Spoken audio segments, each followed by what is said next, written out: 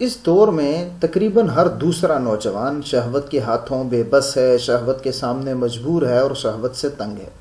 اس video میں آپ کو چند ایسے طریقے بتاؤں گا جس کے ذریعے آپ اپنی شہوت کو کنٹرول کر سکتے ہیں۔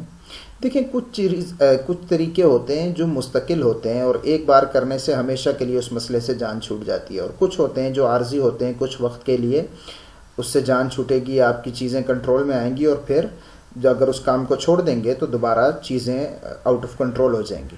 تو پہلا جو مستقل طریقہ ہے وہ تو یہ ہے کہ آپ نکاح کر لیں، کیونکہ حدیث شریف میں آیا ہے کہ تم میں سے جو استطاعت رکھتا ہے وہ نکاح کر لے، کیونکہ یہ نظروں کو جھکانے والا اور شرمگاہ کو گناہوں سے بچانے والا ہے۔ تو مستقل طریقہ تو یہی ہے۔ اس سے کیا فائدہ ہوتا ہے کہ آپ کے پاس حلال ذریعہ ہوتا ہے جس سے آپ اپنی شہوت کو پورا کر سکتے ہیں، اور یہ مستقل آپ کے پاس ہوتا ہے، اور جب بھی آپ کو اس کی ضرورت ہو یہ سہولت آپ کو دستیاب ہوتی ہے۔ تو سب سے بہترین طریقہ تو نکاح ہے۔ لیکن کچھ لوگ ایسے ہوں گے جو نکاح نہیں کر سکتے۔ اس کی دو وجوہات ہوں گی۔ پہلی وجہ تو یہ ہوگی کہ وہ اتنا کماتے نہیں ہوں گے کہ وہ بیوی بچوں کا نان نفقہ پورا کر سکیں، یعنی انہیں رہائش دے سکیں، کھانا دے سکیں اور دیگر سہولیات دے سکیں۔ کچھ ایسے ہوں گے کہ جن کی عمر کم ہوگی اور والدین مان نہیں رہے ہوں گے کہ ابھی آپ نہ سمجھ ہو اس حوالے سے، تو نکاح کوئی بچوں کا کھیل نہیں، اس وجہ سے وہ شادی نہیں کر سک رہے ہوں گے۔ تو ان لوگوں کے لیے یہ حل ہے کہ وہ روزے رکھیں۔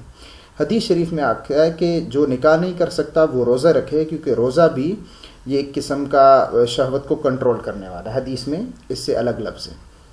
تو روزے رکھیں۔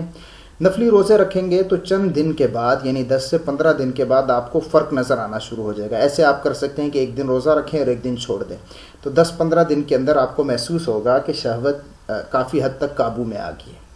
اب کچھ لوگ ایسے بھی ہوں گے جن کے لیے نکاح کرنا بھی ممکن نہیں ہوگا، وسائل نہیں ہوں گے، اور کچھ ایسے بھی ہوں گے جو روزہ بھی نہیں رکھ سکتے۔ مثال ہے، کوئی مزدور ہے، مزدوری کرتا ہے، پتھر توڑتا ہے، اینٹیں اٹھاتا ہے، تو ایسا آدمی کیا کرے؟ تو ایسے آدمی کو چاہیے کہ وہ کھانا تو کھائے لیکن اس کی مقدار کچھ کم کر دے، یعنی فل پیٹ بھر کر نہیں کھائے، کچھ مقدار کم کر دے گا تو اس سے اس کو شہوت کم آئے گی۔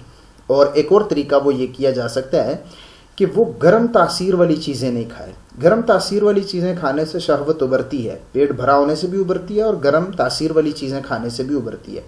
مثال کے طور پر اگر آپ روزانہ بکرے کا گوشت کھائیں گے یا مرغی کا گوشت کھائیں گے اور ساتھ دیسی گھی کھائیں گے، بادام کھائیں گے، کھجوریں کھائیں گے، چھوارے کھائیں گے، اور اسی طرح جو چیزیں گرم ہیں وہ کھائیں گے، تو آپ کو شہوت تنگ کرے گی۔ آپ ٹھنڈی تاثیر والی چیزیں کھائیں، جیسے مثال کے طور پر آپ کدو کھائیں، اور کدو کھائیں گے تو آپ اس کی تاثیر ٹھنڈی ہے تو آپ کی شہوت کنٹرول میں آئے گی۔ یہی وجہ ہے کہ شاید رسول اکرم صلی اللہ علیہ وسلم اس کو پسند فرماتے تھے، اور شاید حکمت یہ تھی کہ رسول اللہ کی پیروی میں امت بھی اسے پسند فرمائے گی اور استعمال کرے گی، تو شہوت کے ہاتھوں وہ بے بس اور مجبور نہیں ہوں گے، بلکہ ان کی شہوت ان کے قابو میں ہوگی اور پاک دامن رہیں گے، پاک سیرت رہیں گے۔